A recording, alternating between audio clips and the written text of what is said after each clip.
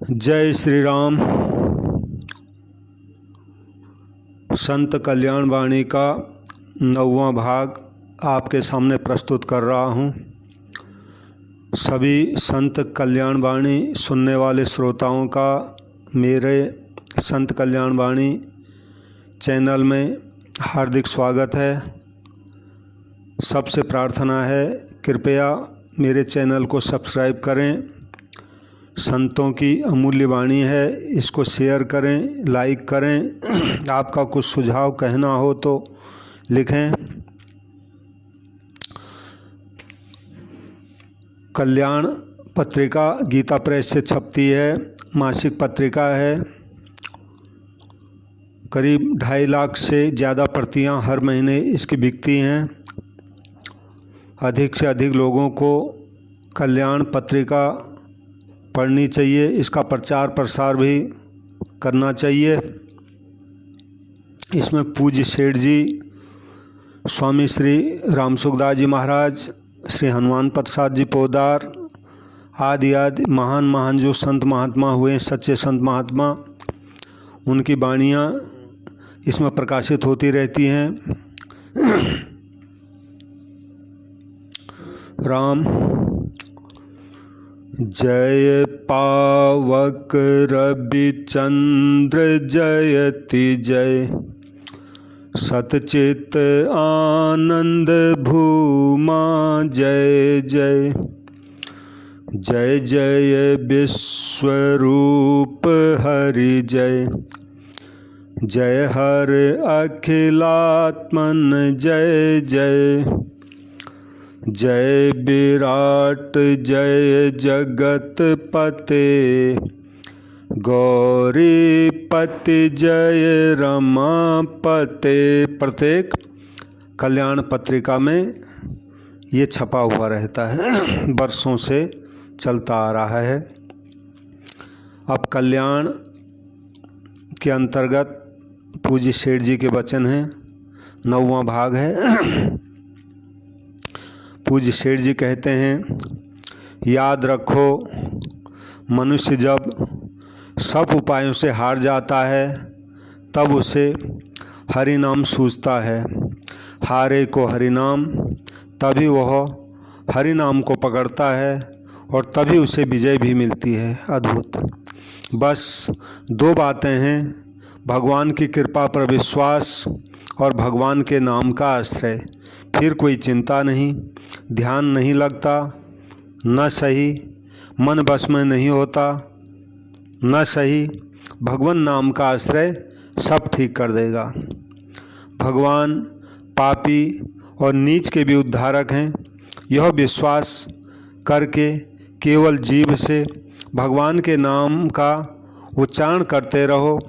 भगवान में और भगवान के नाम में ऐक्य है, अभेद है। सकल अंग पत विमुख नाथ, मुख नाम की ओट लई है तुलसी परतीत एक, प्रभु मूर्ति कृपामयी है। बस विश्वास कर लो कि प्रभु की मूर्ति कृपामयी है और जीभ से नाम का उच्चारण करते रहो। जय श्री राम। पूज्य सेठ जी की अद्भुत वाणी है। याद रखो, अंतर के मल का नाश करने के लिए भगवान नाम से बढ़कर दूसरा सुलभ साधन है ही नहीं। स्त्री, बच्चे, बूढ़े सभी भगवान का नाम बड़े प्रेम से ले सकते हैं। जिस प्रकार अग्नि में दाहिका शक्ति स्वाभाविक है, उसी प्रकार भगवान नाम में पाप को, विषय प्रपंचमय जगत के मोह को जला डालने की शक्ति स्वाभाविक है। इसमें भाव की अनिवार्यता नहीं है। गजब। यानी भाव हो या नहीं हो तो भी नाम लेते रहो, ये अपना काम करेगा। तर्कशील बुद्धि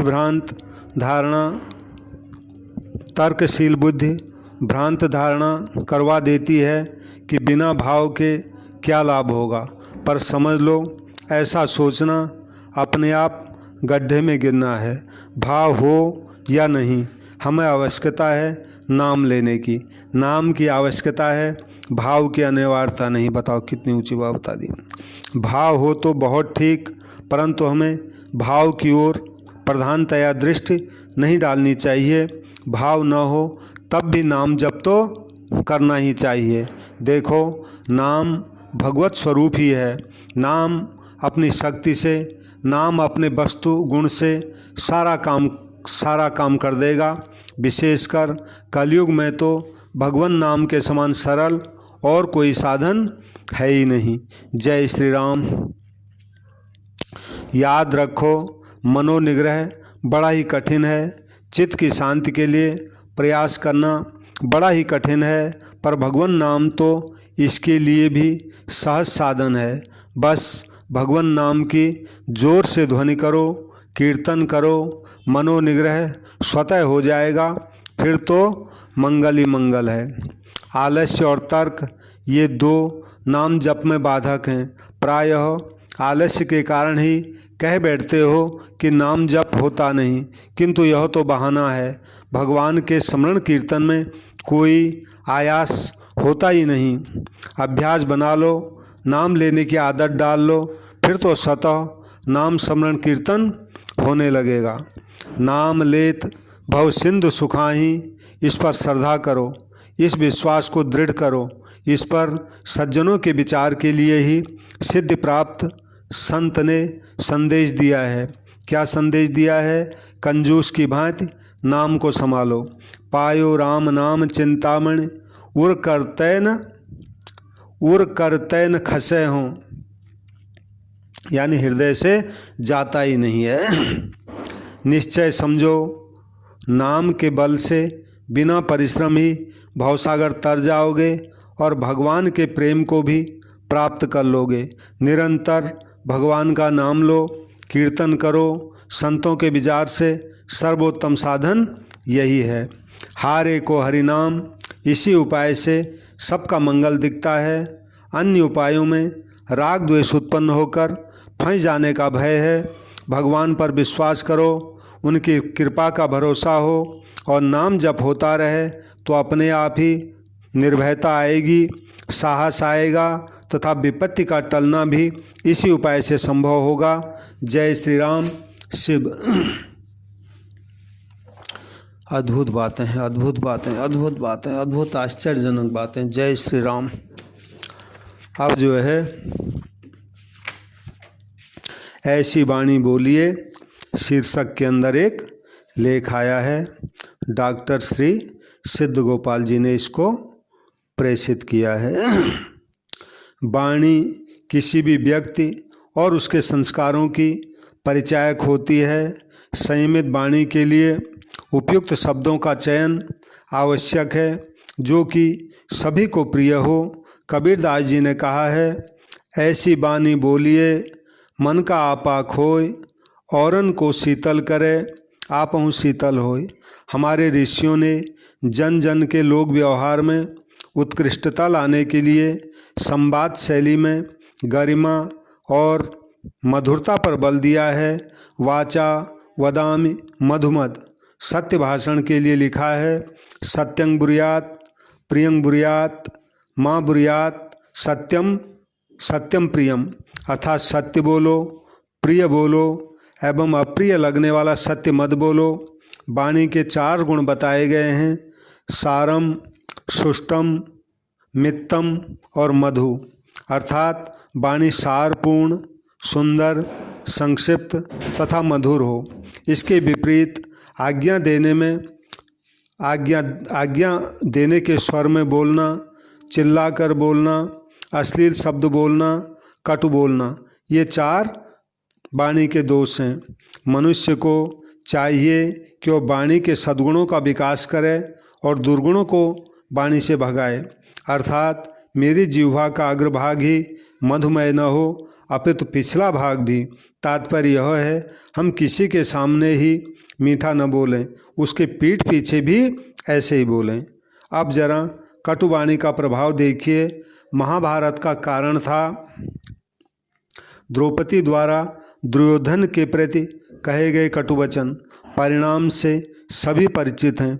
वाणी समयानुसार एवं हितकारी होनी चाहिए। काले हितंग मितंग ब्रूयात्, वाणी में प्रवीणता क्या है? मितंग च सारंग न बचो ही वाग्मिता, सारपूर्ण तथा संक्षिप्त वाणी ही प्रवीणता है।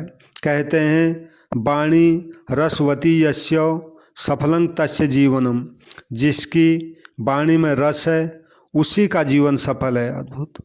संयमों में वाणी का संयम बहुत महत्व है। कहा है पहले तोलिए फिर बोलिए, यानी बोलने से पहले तोल लीजिए क्या बोल रहा हूँ। गोली का घाव भर जाता है, बोली का नहीं। गीता के अध्याय 17 के 15वें श्लोक में वाणी के बारे में लिखा है अनुद्वेग करंग वाक्यं सत्यं प्रियहितं च यत् स्वाध्यायाभ्यसनं चैव वाङ्मयं तप उच्यते, यानी विद्वेग न पैदा करने वाला, प्रिय, हितकारक और सत्य भाषण तथा शास्त्रों के चिंतन का अभ्यास वाणी संबंधी ये तप कहा गया है।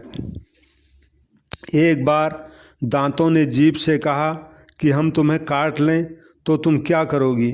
जीभ ने कहा मैं तो एक बार ऐसी बोल दूंगी कि तुम सब के सब तोड़ दिए जाओगे। दंता बदंति जिह्वे त्वांग दशामोह किं करिष्यसि एकमेव बचो वच्मि यूयं सर्वे पतिष्यथ। अतः मनुष्य को मृदुभाषी होना चाहिए। जय श्री राम। कितनी ऊंची बात बताई है। अब मनन करने योग्य एक कथा इसमें लिखी है। सहस्त्रबाहु 10 बदन आदि नृप बचे न काल बलीते, यानी 1000 भुजाओं वाले सहस्त्रबाहु और 10 भुजाओं वाले रावण भी काल से बच नहीं पाए। दो बातन को भूल मत जो चाहे कल्याण, नारायण एक मौत को दूजे श्री भगवान। बड़ा प्रतापी था राक्षस राज रावण। उसके 10 मस्तक और 20 भुजाएं थी। जब वह चलता था पृथ्वी कांपती थी। उसके पैरों की धमक से उसकी सेना के राक्षस देवताओं के लिए भी अजेय थे। उसका भाई कुंभकर्ण उस महाकाय को देखकर सृष्टिकर्ता भी चिंतित हो उठे थे। राक्षस राज का पुत्र मेघनाथ युद्ध में वज्रपाणि देवराज इंद्र को उसने बंदी बना लिया था। स्वयं रावण की शक्ति अपरिसीम थी। भगवान शंकर के महापर्वत कैलाश को उसने अपने हाथों पर उठा लिया था। वायु उसके उपवनों एवं भवनों की स्वच्छता करते तथा उससे पंखा झला करते थे। अग्निदेव उसके आवास को आवश्यकता जितना उष्ण बनाते और भोजनालय में व्यंजन परिपक्व करते। वरुण देवता को उपवनों को सींचने, गृह के जलपात्रों को पूर्ण रखने तथा राक्षस राज को स्नान कराने की सेवा करनी पड़ती थी। सभी लोकपाल करबद्ध उपस्थित रहते थे सेवा में। स्वयं मृत्युदेव रावण के कारागार में बंदी हो गए थे।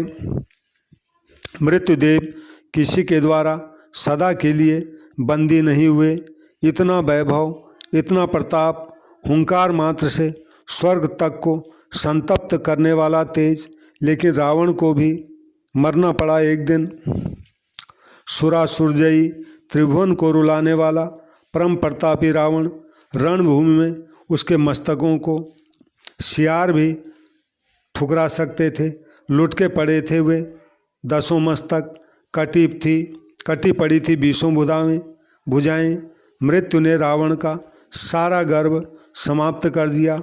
रक्त मांस से पटी भूमि पर राक्षस राज का छिन्न मस्तक कबंध अनाथ की भांति पड़ा था।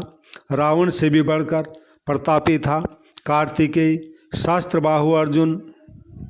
रावण को उसने खेल खेल में पकड़ लिया और खूंट में लाकर इस तरह बांध दिया जैसे कोई कुत्ते को बांध दे, तथा उसके 10 सिरों को दीवट बनाकर उसके दीपक जला दिए। 1 सहस्त्र भुजाएं थी, 500 धनुष एक साथ चढ़ाकर युद्ध कर सकता था वो।